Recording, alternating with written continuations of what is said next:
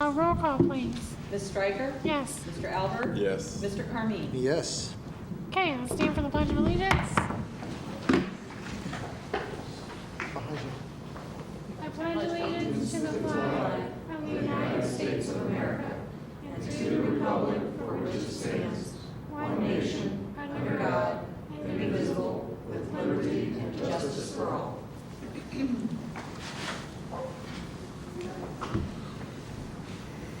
Okay, approval and correction of the minutes of the regular meeting of September 20th. Motion to accept. Albert? A second? Carving will second that. Okay. Questions, comments? Okay, I'll call for a vote. Mr. Albert? Yes. Mr. Carmine? Yes, ma'am. And Ms. Stryker? Yes, ma'am. Okay, we have a presentation by Mrs. Cross.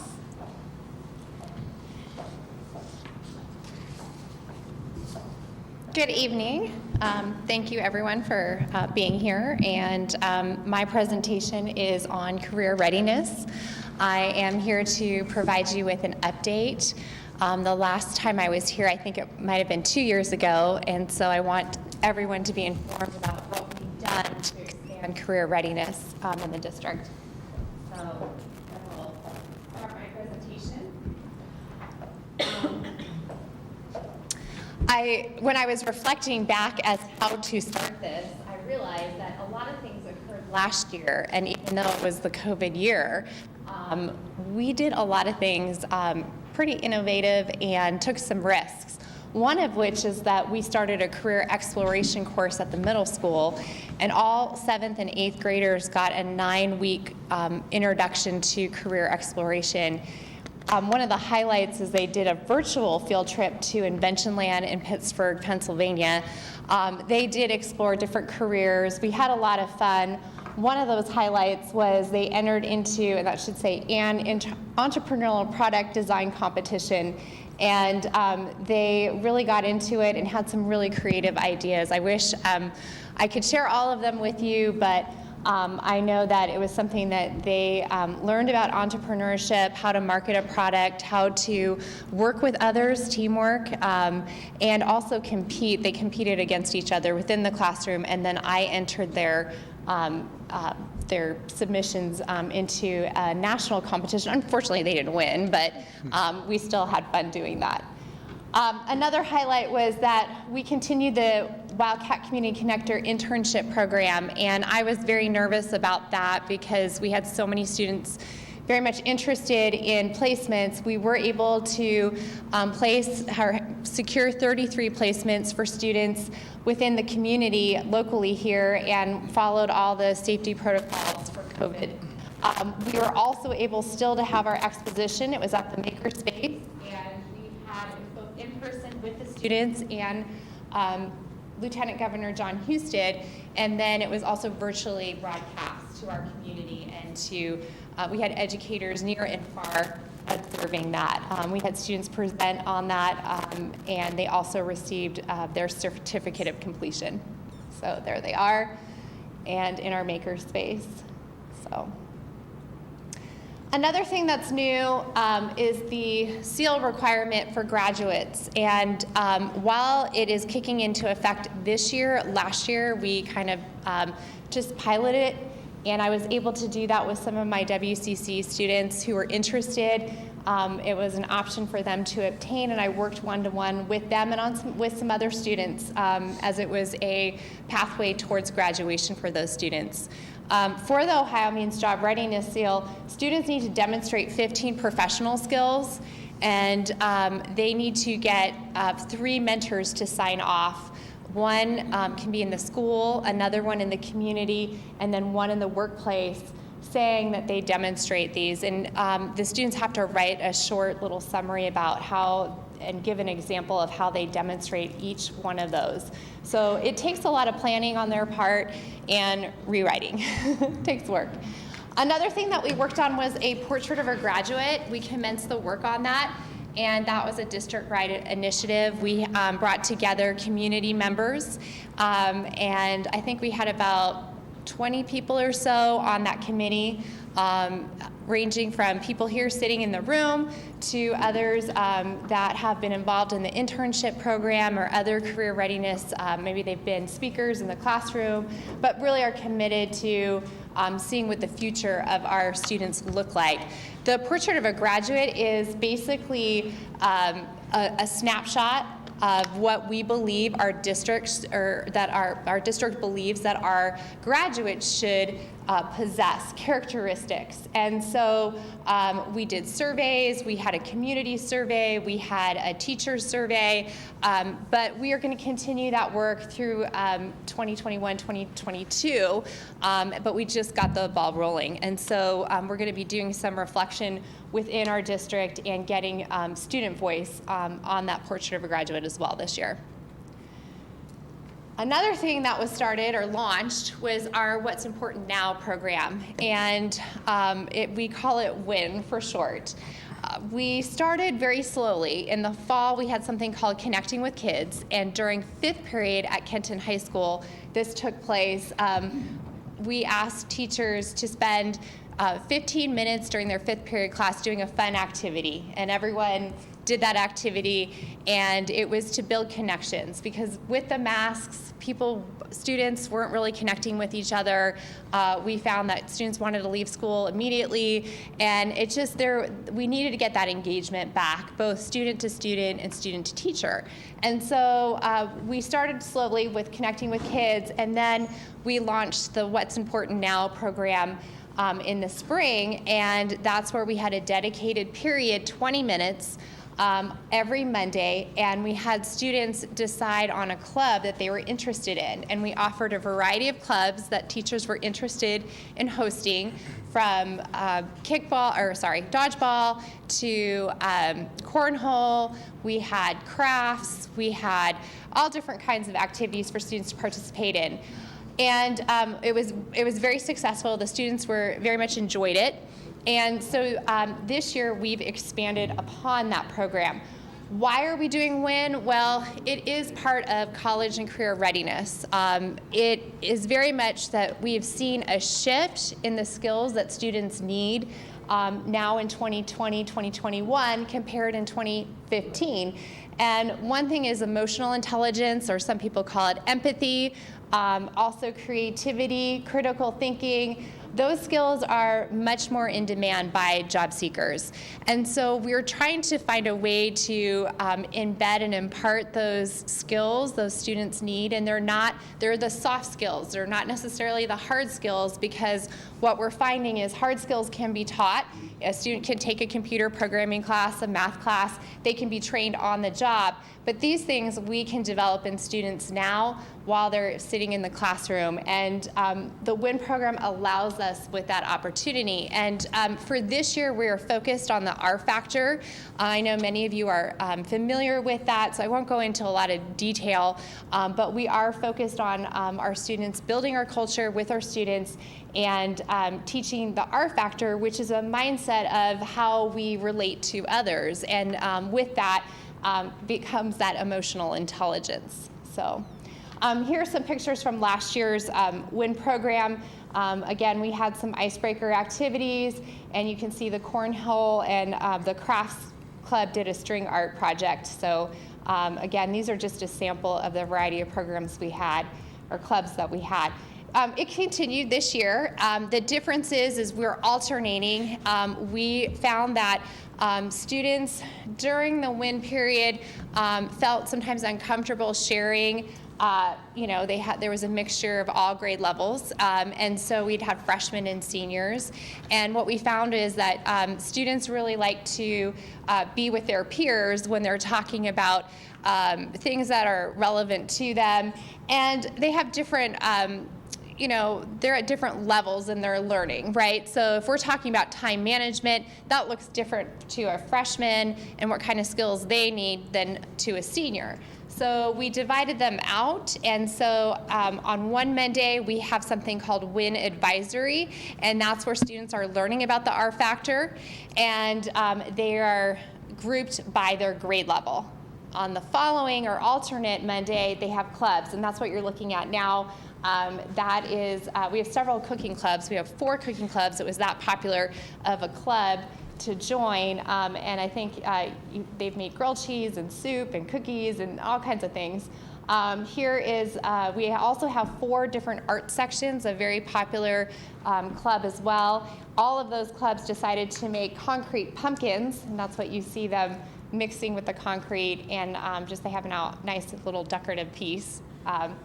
And this is an example of an advisory classroom, and the teacher providing, the counselor providing a lesson. A lot of them circle up and they're sharing out. So that's my class. They're sharing. They had a string and they got to talk about themselves. And once they rolled up the string, they were done and they got to pass on to the next student. One of my students always says, oh, this is like a group therapy session, but it is kind of like that because we are talking about things that are personal to us, and the students have to feel comfortable sharing. And so there's another group meeting up too. Here's another one. So each advisor group has its own personality and is led by a different teacher at Kenton High School, and then they have a different teacher for club. And so they're getting to know students within their grade level better, and they're also getting to know students within the school. So it serves a multitude of purposes, in addition to learning career readiness skills and the R-Factor strategies and building our culture. I think it's going to be a very successful program. We are just going to keep continuing to fine-tune it and work out the kinks and that type of thing with it. So, moving on. Instead of having career exploration, we decided to move this course up to juniors because I think some of our middle schoolers were a little overwhelmed. I have to get a job. Well, yes, you do. Not tomorrow, though. So I think career exploration is still very valid at the middle school. I don't know that they need 9 weeks of it. But career pathways for juniors is definitely hitting the students really at a sweet spot. I am teaching that course right now. I am introducing students not to the 3 E's. I always hear that a lot. I say the 4 E's. Employment, education, enlistment, and entrepreneurship, because I truly believe that that is really going to be part of the future of the workforce for students, is they need to know how to operate their own business and to have an entrepreneurial mindset about their careers. Also, we are using the Naviance curriculum, which I will get to in a minute. And every student will have the opportunity to earn the Ohio Means Job Readiness Seal. So that is embedded in the course. So all of our juniors will have that seal or be working towards completing it by their senior year. So as I mentioned, Naviance just a minute ago, Naviance is a college and career readiness software and program. And every student at our school has a free subscription to it. And last year I was able to introduce it to our students through the Connecting with Kids program and with the help of our teachers, and then also through career workshops that I went in and I did in the different English classes, each grade level. And the interesting thing about Naviance is part of the software is students take career interest surveys. And then from the backside, we can see exactly where our students' interests are falling. And this is a snapshot of last year's combination seniors through freshmen. So you're looking at some old data right now because it includes last year's seniors. I just want to be, out there, with that. So the most popular was health science as a career cluster, and then it went to law, public safety, education training, human services, arts, government, and then architecture, construction, IT. You can see it goes down from there. So you can see we have this data available to us to see where our students are falling to help us decide where electives should be, and also field trips and other types of programming for the school, which I think is great. And I just wanted to show you the entire chart. It was too big for me to take one picture of it. So I just wanted you to see, I guess, transportation and logistics, not a lot of interest, just saying, okay. But maybe we need to build that. Another great thing on the backside of Naviance, us as administrators, teachers can see, we can actually see where if we have 3 students who are very much interested in becoming respiratory therapists. So I could go and open and view who those students are and actually say, okay, let's do a field trip, or would you like to do a job shadow with a respiratory therapist? So it's that, I can drill down to that detail. I often have students come visit me for one-to-one career advice, and the first thing I do is I go in and I look at their Naviance profile because they've taken these career surveys, and I go, and that's where I start. And if they haven't taken them, I ask them to take them because that helps give me a good baseline as to what career paths we should be looking at. So, this is the brand new thing that we're taking on this year, in addition to all of that I just mentioned. And of course, we're still doing the Wildcat Community Connector program, the internship program. The new thing that I'm working on is developing a pre-apprenticeship and apprenticeship program here at Kenton City Schools. And what we found was with the graduation requirements coming up, that most students need to have passed a test or passed some tests to meet the graduation requirements. And I don't want to go in too much detail, but one way that they can show career competency, and that's what the state is asking for, is by having a pre-apprenticeship through the school. And they're not tested through that. And what we know is not everyone is a great test taker. And some of those students can be fabulous, phenomenal workers. So why not give them that opportunity to show and demonstrate their career readiness through a pre-apprenticeship? It all sounds great, right? Just put them in Mrs. Cross's internship and they'll be great. Nope, it doesn't work that way. Because in order to have a pre-apprenticeship program, you must have an established Ohio-approved, Ohio-approved apprentice program. It has to be linked. So I started looking around to see, okay, well, where can we send our students who aren't meeting graduation requirements? The closest Apprentice Ohio pre-apprenticeship / apprenticeship program was well outside our county. It was 40 minutes plus away. And they wanted our students several days a week for most of the workday. And it made it impossible for students to still continue to get their credit and do a pre-apprenticeship. So we decided, some of us put on our thinking caps and decided that let's make our district an Apprentice Ohio approved site and offer both pre-apprenticeships and apprenticeships right here within our district. So by doing this, we received a grant, and we are working with Envision Ed Plus, of course, Apprentice Ohio, Battelle Ed. We are the leading district taking this on, but we are also partnering with some other schools, you can see, in other counties to launch this initiative. However, each school has their own pre-apprenticeship, apprenticeship site. So I don't want to confuse you, but we're all working on this together. So we're not alone. Other schools are having the same issue that we are. They want to provide pre-apprenticeship programs for their students, but they're unable to because they can't find an Ohio apprenticeship site to send students to. So we are focusing on 3 pre-apprenticeship and apprenticeship pathways. One is building maintenance. The second one is educational support services. As we're going to have educational aids, and also food services is where we're focused in developing both the pre-apprenticeship track and apprenticeship.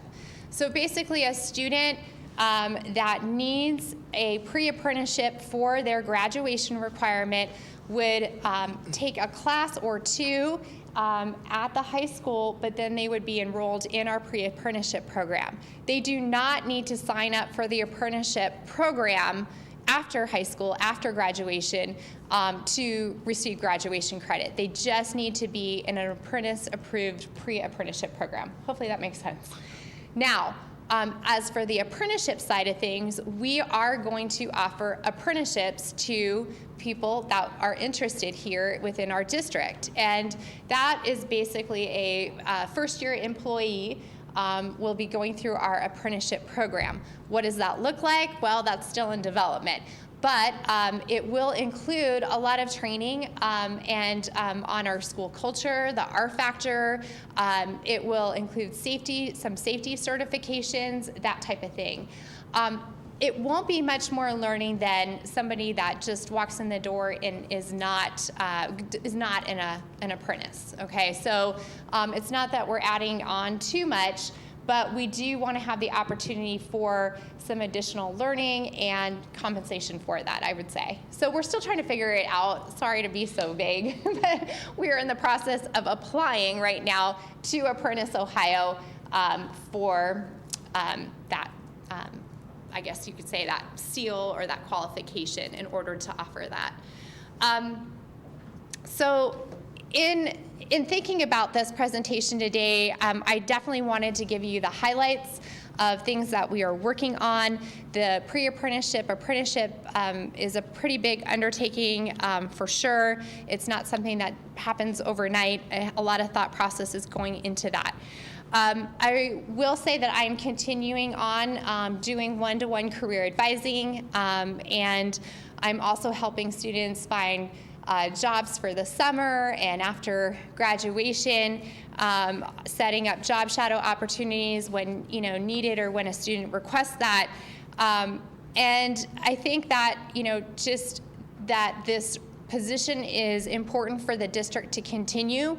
I don't think that it's something that should go away. In fact, with the apprenticeship program coming around the corner and all the states I guess, push for career readiness, I think a lot of consideration needs to be given to the sustainability of this role. I also think that there are things that, looking towards the future, we can hopefully, fingers crossed, can be hopeful that with a new school building that our students will have an even bigger opportunity to engage in career readiness with new technology and state-of-the-art, I would say, building and equipment all in one location will make career readiness even more attainable for students, I think, in the future. So with all that said, I would open this up to any questions.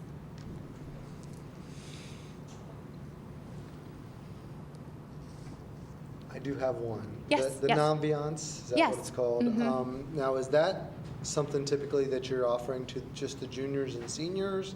Or is that something that, my daughter's a freshman. Yes. I'd love her to take the test now and see what it kind of puts her at, but then also to have her take it again her junior year to see what's changed or any of that. Is that possible for something like that? Or? It is, because I do want to capture that information in order to, down the road, have field trips that would be open or speakers that are open to anyone building-wide.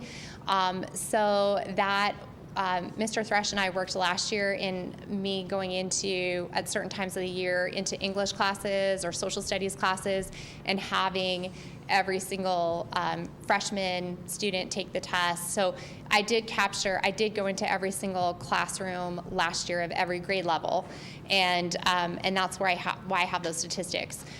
So I do plan to this year, and also one of my goals is to train teachers to also be able to use it. So our new biology teacher, I was talking to him about the program, and I've already sat down with him one-on-one and trained him on it, and he plans to integrate Naviance within his classroom. And you might say, well, how? Because all I talked about tonight was the career surveys, but they have a college research tool in there, which is really phenomenal because it allows a student to favorite colleges and then compare them side by side from student population to the cost. It also has a scholarship function where students can research scholarships. Students could also actually apply to college through the software And then they can obviously look at career. So not only does it tell them what career they align to, but then there's a ton of information which says, this is the career path that you should, that we recommend that you take.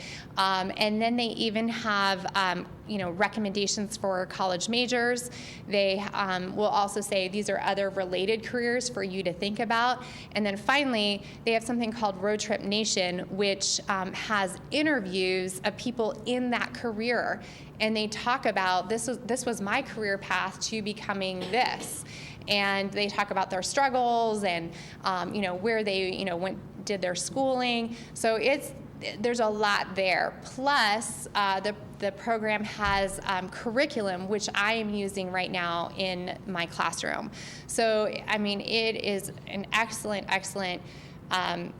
software. I can't say enough about it. I know that we are taking baby steps in using it, but for example, if we wanted to, we could, for example, have our college admission reps put their schedule to come to our school, right, using Naviance, the ones that do. And like I said, teachers could even write letters of recommendation right through there. There's a lot. Students could order their transcript. I could go on and on and on about all these things that it has, but it's almost overwhelming if you take it on all at once. So we're taking it on in kind of some baby steps, not to overwhelm anyone at the school. So. Thank you. And we have that software through 2023. Yeah. Anyone else?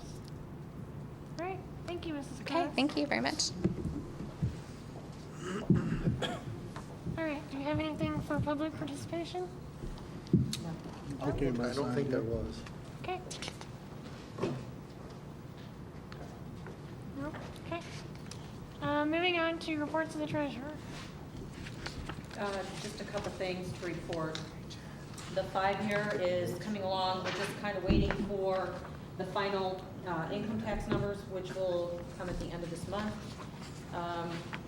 ODE is delaying their first release of how it's going to look, the model is going to look.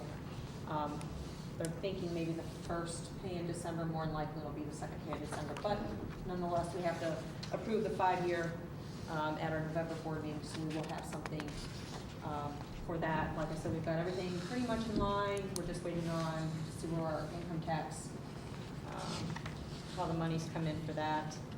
And the other thing is we were approved for our round 3 of the ESSER funds, and that was about $4.4 million.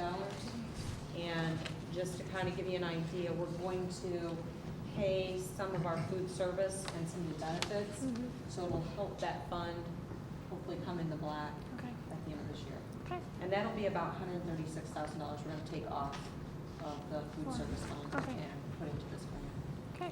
That's all I have. Wonderful. Motion to accept. Albert. Second. Carmine? Okay. Questions? Okay, I'll call for a vote. Mr. Carmine? Yes. Ms. Stryker? Yes. Mr. Albert? Yes. Mr. Thrush. Yeah, just 2 quick things here. One is we are going to be looking for folks that are interested in joining our alumni committee. It's where we recognize people that have graduated from Kenton High School, have gone on to do some pretty impressive and inspiring things, and so we like to celebrate that. And so if you have interest, by the end of this week, we're going to have those applications on our main webpage, on the very first page that you come to on KentonCitySchools.org. So again, if anyone has interest, we want them to apply. And then we'll start selecting, we'll start putting out the nomination forms and selecting people from there. The other thing is, just wanted to make our community aware, those that may be watching, that we are in need of substitute teachers. I'm sure that a lot of people probably know that, but that is a shortage across the nation. We do expect sometime this week for new law to get signed in that will allow us some flexibility, where if you have a high school diploma and you're over 21 years old, you won't be required to have college credit or anything like that, and you can still substitute teach. So we are going to be trying to ask folks if there's people that are out there that are good, responsible people that are good with kids, that we would like to talk to them about substitute teaching. We also need substitute bus drivers. Those are our two biggest needs.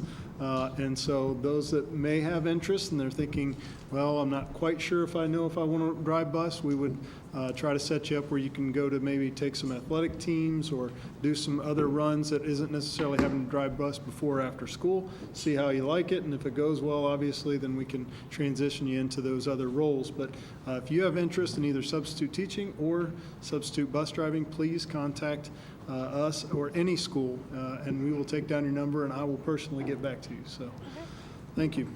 Chad, I got one question. Yes. The alumni committee that you referred to, are you asking for nominees We're for that, asking- or you're asking for members for the committee? Let's ask for both. Okay. Because we Okay. always want as many nominations as we can get, but for sure, we are right now looking especially for people that would like to be on the committee. On the committee. Okay.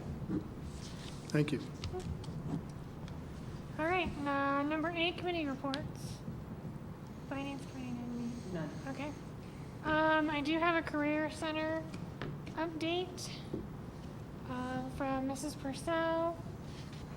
So, construction is on schedule. There have been some delays just because of materials and all of that.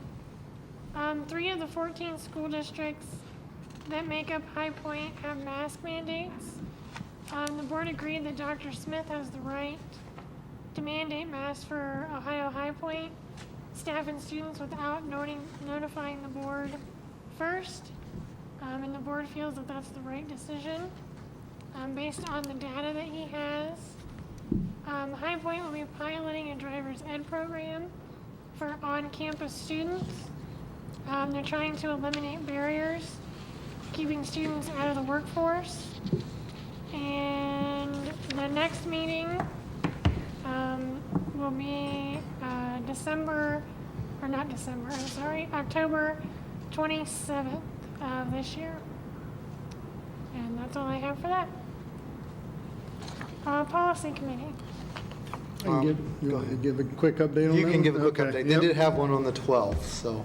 Yep. And the main thing with policy, if we had, it hasn't really been explained before, most of the time it's because the law has changed, and therefore the board needs to change its policy. So a good example, I was just looking down, and the very first one has to do with public participation at board meetings. Apparently, a board must have tried to censure or say that they did not allow one person to speak because they did not agree with what that person was saying, but then they allowed others to speak because they did agree with what those people were saying. Gotcha. The law obviously set things straight to say you can't differentiate or decide who gets to speak based on what you agree or disagree with what they're saying. If we're going to allow you to have 3 minutes to speak, you can, as long as you're not being disrespectful and so on and so forth, you're allowed to express your opinion. So anytime the courts especially hand down a ruling on a particular issue, then a lot of times that ends up needing to change in board policy. So almost all of these are changes that have happened within law that then need to take place within board policy. And he's referring to 11A and 11B, guys. Yes. Yep. Okay. Curriculum and instruction. I don't think we have anything. No. Okay. No old business. Moving on to new business. Personnel items 10A through 10J. Do I have a motion to accept? Carmine. Mr. Carmine. And a second? Albert. Okay, any questions, comments? No? Okay, I'll call for a vote. Ms. Stryker? Yes. Mr. Albert? Yes. Mr. Carmine? Yes. Okay. 11, A through 11, H. And these are the policies Mr. Thrush just spoke about, and some donations Do I have a motion to accept? Albert. Okay, second? I'll second. Okay. Vote please. Ms. Stryker? Yes. Mr. Albert? Yes. Mr. Carmine? Yes, ma'am. Okay. We will be moving into executive session. No further business will be taking place after that. Time is 7:35. Do I have a motion to accept? Albert. Second? Carmine will second. Okay.